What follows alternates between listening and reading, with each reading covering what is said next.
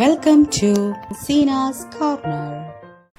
ഇന്ന് ഞാൻ വന്നിട്ടുള്ളത് ദീപാവലി സ്പെഷ്യൽ സ്വീറ്റ് റവ കേസരിയുമായിട്ടാണ്. ഏറ്റവും എളുപ്പത്തിൽ നമുക്ക് വീട്ടിൽ തയ്യാറാക്കിയെടുക്കാൻ പറ്റുന്ന ഒരു സ്വീറ്റാണ് റവ കേസരി. അപ്പോൾ അതെങ്ങനെ തയ്യാറാക്കുന്നതെന്ന് നോക്കാം. അതിനായിട്ട് ഒരു നോൺ സ്റ്റിക്ക് പാൻ ഞാൻ അടുപ്പത്ത് വെച്ചിട്ടുണ്ട്. എന്നിട്ട് വീട്ടിൽ തന്നെ തയ്യാറാക്കിയ ശുദ്ധമായ തരിയോടുകൂടിയ നെയ്യ് അതൊരു 2 ടേബിൾ സ്പൂൺ ഇതിലേക്ക് ഒഴിച്ചു കൊടുക്കുകയാണ്. അടികട്ടിയുള്ള ഏത് പാത്രവും നമുക്കിതിനായിട്ട് ഉപയോഗിക്കാം. അപ്പോൾ 2 സ്പൂൺ നെയ്യ് ഒഴിച്ചിട്ടുണ്ട്. ഇനി ഇതിലേക്ക് കുറച്ച് കാഷ്യൂ നട്ട്സും റേസിൻസും ഒന്ന് നെയ്യിൽ വറുത്ത് കോരി മാറ്റാം.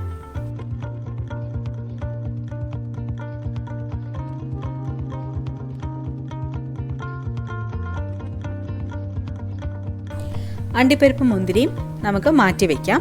എന്നിട്ട് ബാക്കി വരുന്ന ആ നെയ്യിലേക്ക് 1/2 കപ്പ് റവ ചേർത്ത് നന്നായിട്ട് വറുത്ത് കോരിയെടുക്കാം. അപ്പോൾ ആവശ്യമെങ്കിൽ ഒരല്പം നെയ്യും കൂടെ നിങ്ങൾക്ക് കൂടുതൽ ചേർത്ത് കൊടുക്കാം. ഞാൻ അതേ നെയ്യിലേക്ക് തന്നെയാണ് 1/2 കപ്പ് അളവിൽ റവ ചേർത്ത് കൊടുത്തിട്ടുള്ളത്. പ്രത്യേകം ശ്രദ്ധിക്കേണ്ട കാര്യം, നമ്മൾ ഏത് കപ്പ് അല്ലെങ്കിൽ ഏത് ഗ്ലാസ്സിലാണോ റവ അളക്കുന്നത് അതേ ഒരു കപ്പ് തന്നെ അതിൻ്റെ വെള്ളവും പഞ്ചസാരയും ഒക്കെ അളക്കാനായിട്ട് ഉപയോഗിക്കുക. അപ്പോൾ നമുക്ക് കണക്ക് തെറ്റാതെ കറക്റ്റ് പാകത്തിനുള്ള നല്ല ഹൽവ പോലിരിക്കുന്ന റവ കേസരി കിട്ടും. അപ്പോൾ റവ നന്നായിട്ട് വറുത്തെടുക്കുക. ചെറിയൊരു ബ്രൗൺ കളർ വന്ന് തുടങ്ങുന്ന സമയത്ത് നല്ലൊരു മണവും വരും. ആ ഒരു സമയത്ത് ഫ്ലെയിം ഓഫ് ചെയ്തിട്ട് ഇത് മറ്റൊരു പാത്രത്തിലേക്ക് മാറ്റി വെക്കുകയാണ് വേണ്ടത്.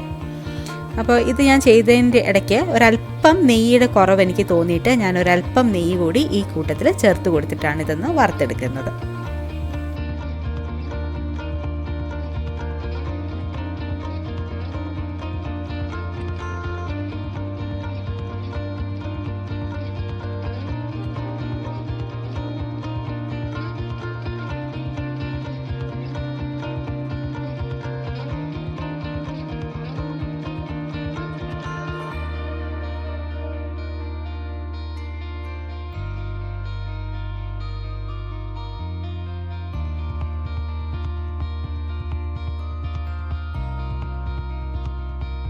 ഇപ്പോൾ റവയുടെ കളറൊക്കെ ചെറുതായിട്ടൊന്ന് ചേഞ്ച് ആയിട്ടുണ്ട്. ചെറിയൊരു ലൈറ്റ് ബ്രൗൺ കളർ വന്നിട്ടുണ്ട്.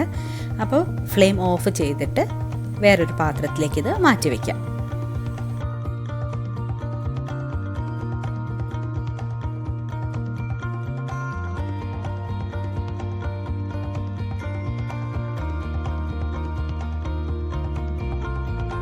ഇനി ഇതേ പാനിലേക്ക് കേസരിക്ക് ആവശ്യമായ വെള്ളം തിളപ്പിച്ചെടുക്കാം.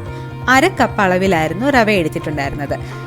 അപ്പോൾ അതിൻ്റെ 3 ഇരട്ടി 1:3 റേഷ്യോയിലാണ് വെള്ളം എടുക്കേണ്ടത്. 1 കപ്പ് റവയ്ക്ക് 3 കപ്പ് വെള്ളം.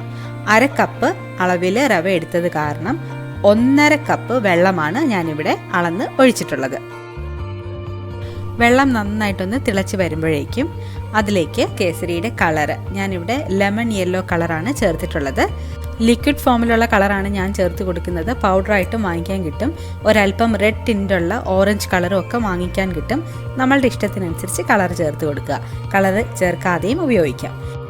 ഇനി ഇതിലേക്ക് നമ്മൾ നേരത്തെ വറുത്ത് മാറ്റി വെച്ചിട്ടുണ്ടായിരുന്ന റവ കൂടി ചേർത്ത് ഇളക്കി യോജിപ്പിച്ച് വേവിച്ചെടുക്കാം. ചൂട് തട്ടുമ്പോൾ പെട്ടെന്ന് തന്നെ ഈ റവയിലെ വെള്ളം അങ്ങ് വലിഞ്ഞു കിട്ടും. അപ്പോൾ നന്നായിട്ട് ഇളക്കി യോജിപ്പിച്ച് കട്ടകളൊന്നും കെട്ടാത്ത രീതിയിൽ ഇളക്കി യോജിപ്പിച്ച് വെള്ളം വറ്റിച്ചെടുക്കുക. ഈ വെള്ളം വറ്റുന്നതിനോടൊപ്പം തന്നെ നമ്മുടെ ഈ റവ നല്ല സോഫ്റ്റായിട്ട് വെന്ത് വരികയും കൂടി ചെയ്യും. ഫ്ലെയിം എപ്പോഴും മീഡിയം മാത്രം വെച്ചേക്കുക. ഹൈ ഫ്ലെയിമിലിട്ട് വേവിച്ചെടുക്കേണ്ട ആവശ്യമില്ല. ചെറിയ തീയിൽ പതിയെ വെള്ളം വലിഞ്ഞ് വേകുമ്പോഴാണ് നമ്മുടെ കേസരി നല്ല സ്വാദുള്ളതായിട്ട് മാറുന്നത്. ഇതിൻ്റെ കൂട്ടത്തിൽ ഇടയ്ക്ക് 1-2 ടേബിൾ സ്പൂൺ നെയ്യ് കൂടി ചേർത്ത് നമ്മളിത് വേവിച്ചെടുക്കുക. കേസരിയുടെ സ്വാദിൻ്റെ ഹൈലൈറ്റ് തന്നെ ഇതിൻ്റെ ആ ഒരു നെയ്യുടെ ആ ഒരു രുചി ഇങ്ങനെ മുന്നിട്ട് നിൽക്കുമ്പോഴാണ്. അപ്പോൾ അത് അനുസരിച്ച് നല്ല പോലെ നെയ്യ് ചേർത്ത് കൊടുക്കാൻ പ്രത്യേകം ശ്രദ്ധിക്കുക. അടുത്തതായിട്ട് ചേർത്ത് കൊടുക്കാൻ പോകുന്നത് പഞ്ചസാരയാണ്. എത്ര അളവിലാണോ റവ എടുത്തിരിക്കുന്നത് അതിൻ്റെ ഇരട്ടി അളവിലാണ് പഞ്ചസാര ചേർത്ത് കൊടുക്കേണ്ടത്. ഇവിടെ ഇപ്പോൾ 1 കപ്പ് അളവിലാണ് പഞ്ചസാര ചേർത്ത് കൊടുത്തിട്ടുള്ളത്. കാരണം 1/2 കപ്പ് അളവിലായിരുന്നു റവ എടുത്തിട്ടുണ്ടായിരുന്നത്. നമ്മൾ ചേർത്ത് കൊടുത്തിട്ടുണ്ടായിരുന്ന റവ വെള്ളത്തിൽ നന്നായിട്ട് വെന്ത് ആ വെള്ളമെല്ലാം നന്നായിട്ട് വറ്റിയിരിക്കുന്ന ഒരു സമയത്താണ് പഞ്ചസാര ചേർത്ത് കൊടുക്കേണ്ടത്.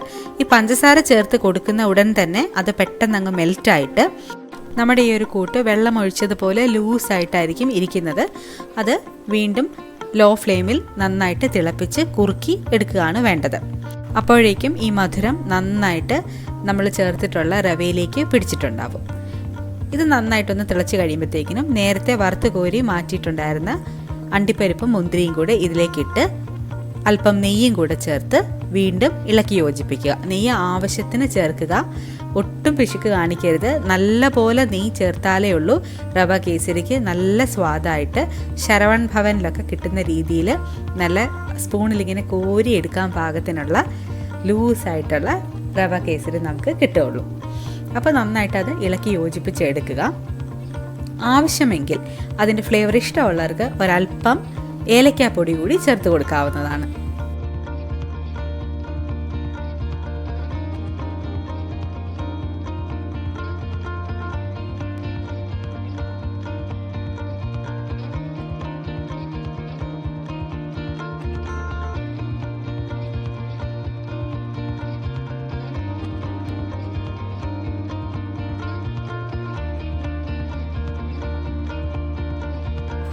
ഇത്രയേ ഉള്ളൂ നമ്മുടെ റവ കേസരി. ഇതിപ്പോൾ പാകമായിക്കൊണ്ടിരിക്കുകയാണ്. ആവശ്യത്തിനുള്ള നെയ്യ് ഞാൻ ഇടയ്ക്ക് ചേർത്ത് കൊടുക്കുന്നുമുണ്ട്. അപ്പോൾ പെട്ടെന്ന് തന്നെ നമുക്ക് കാണാൻ സാധിക്കും നമ്മുടെ ആ ഒരു പാനിൽ നിന്നും വിട്ട് വരുന്ന ഒരു രീതി. നമ്മൾ പാൻ അനക്കുമ്പോൾ തന്നെ ഇത് കണ്ടില്ലേ, എങ്ങും പിടിക്കാതെ അത് നന്നായിട്ട് ഇളകി വരുന്ന രീതിയിൽ ആയി കിട്ടും. ഈ ഒരു സ്റ്റേജ് എത്തുമ്പോഴത്തേക്കും ഫ്ലെയിം ഓഫ് ചെയ്തിട്ട് നമുക്കിത് ആറാനായിട്ട് വെക്കാവുന്നതാണ്. ചെറിയൊരു ചൂടോടുകൂടിയൊക്കെ കഴിക്കാൻ നല്ല ടേസ്റ്റിയാണ്. ഇത് നമുക്ക് ഇഷ്ടമുള്ള ഏതൊരു ഷേപ്പിലുള്ള പാത്രത്തിലേക്ക് ഒഴിച്ചു വെച്ചാലും ആ ഒരു പാത്രത്തിൻ്റെ ഒരു ഷേപ്പ് നമ്മുടെ ഈ ഒരു റവ കേസരിക്ക് വരും. അപ്പോൾ ഞാനിതിപ്പോൾ ഒരു ചെറിയൊരു പാത്രത്തിലേക്ക് ഒരല്പം നെയ്യ് തടവി കൊടുത്തിട്ട് അതിലേക്ക് ചൂടോടുകൂടി തന്നെ ഒരല്പം റവ കേസരി മാറ്റുകയാണ്. ഫോട്ടോ എടുക്കാനുള്ളൊരു ഭംഗിക്ക് വേണ്ടിയിട്ട് മാത്രം. ഇപ്പോൾ ഇത് നല്ല ചൂടാണ്, കയ്യിൽ നല്ലതായിട്ട് ചൂട് വരുന്നുണ്ട്. ജസ്റ്റ് ഒന്ന് ഷേപ്പ് ചെയ്ത് ഞാൻ മാറ്റി വെക്കുകയാണ്. അപ്പോൾ വളരെ എളുപ്പത്തിൽ നമുക്ക് ചെയ്തെടുക്കാൻ പറ്റുന്ന റവ കേസരി റെഡി ആയി കഴിഞ്ഞിട്ടുണ്ട്. അപ്പോൾ നല്ല സോഫ്റ്റാണ്, വായിലിട്ടാൽ പഞ്ഞി പോലെ അലിഞ്ഞു പോകുന്ന അത്രയും സോഫ്റ്റാണ്. ഇത് കണ്ടില്ലേ, സ്പൂണിൽ കോരി എടുക്കുമ്പോൾ അതേ ഒരു ഷേപ്പിലാണ് ആ ഒരു സൈഡ് കിട്ടുന്നത്. ഈ ഒരു റെസിപ്പി നിങ്ങൾക്ക് ഇഷ്ടപ്പെടുമെന്ന് ഞാൻ വിശ്വസിക്കുന്നു. എല്ലാവരും തീർച്ചയായും തയ്യാറാക്കി നോക്കുക, ഫീഡ്ബാക്ക് അറിയിക്കുക. Thank you.